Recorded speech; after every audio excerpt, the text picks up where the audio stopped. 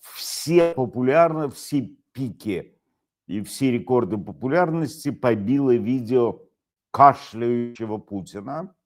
Видео, которое то ли по недосмотру, то ли по тупости, то ли по умыслу пропустило в большой эфир кремлевская цензура, и оно теперь, это видео, гуляет по интернету. Там действительно упырь долго и мучительно покашливает. Но радоваться там особо нечему. Это совсем не тот кашель, который хотелось бы услышать от Путина. Желателен был бы продолжительный, глубокий, так называемый лающий кашель, непременно с обильным кровохарканьем. Вот это было бы то, что надо. Но не менее хорош, скажем так, был бы так называемый нейрогенный кашель. Не гружу вас, как он возникает, но это говорит о серьезных опухолях. Вот нейрогенный кашель о серьезных опухолях головного мозга. Он тоже плохо контролируем.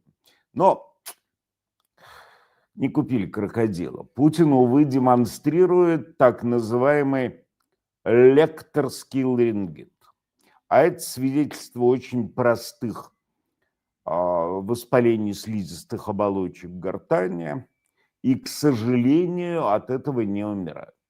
Да, это цепкая пакость, и она долго не проходит, но не стоит питать надежд на ее перерастание во что бы то ни было более тяжкое.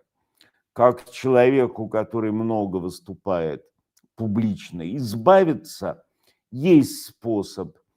Ну, это, во-первых, имбирь, потому что имбирь действительно, из простых, вот просто из простых, который засунутый за щеку, действительно чрезвычайно активирует слюнные железы, ну и, соответственно, поступление эндорфинчика, который все это сглаживает. Ну, а, собственно говоря, почему надежд на путинский ларингит возлагать не стоит? Почему, собственно говоря, с Путиным должна разбираться физиология, когда есть столько других желающих разобраться. Впрочем, как известно, кашлял не только Путин. Тем же самым лекторским ларингитом страдал и покойный Хаминеи. Да. У него это произошло, вероятно, от непрерывного в течение почти 50 лет бормотания различных заклинаний.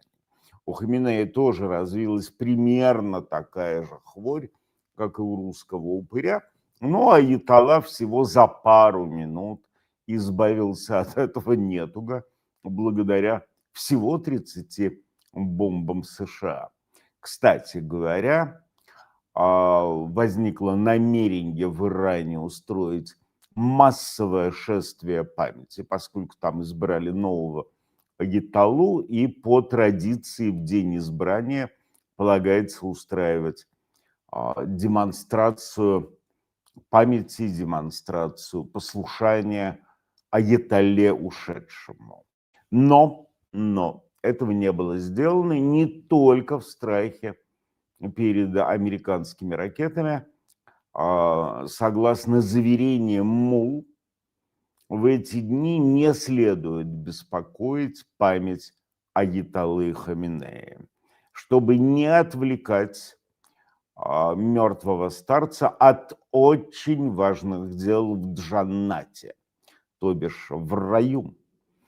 В иранских соцсетях распространяется картинка, переданная непосредственно оттуда, из Джанната, из рая, да, переданная непосредственно из рая и демонстрирующаяся всем верным.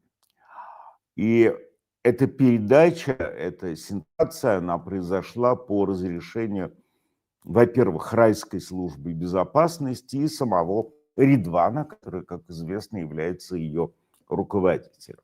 Обычно существует строгий запрет на трансляции или на пересыл фото из рая, фото или видеоизображение, пересыл фото, на котором можно разглядеть подробности райского быта, но вот с учетом войны было сделано исключение.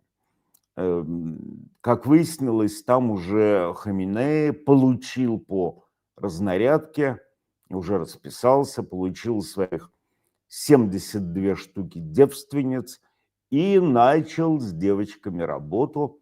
4 штуки он уже освоил. Вообще удивляюсь я.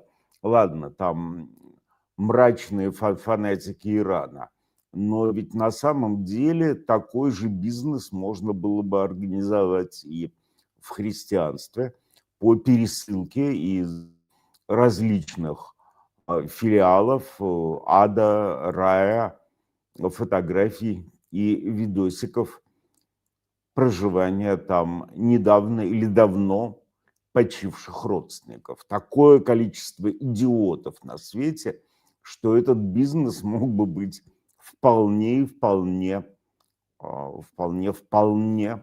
рентабелен и обогатителен.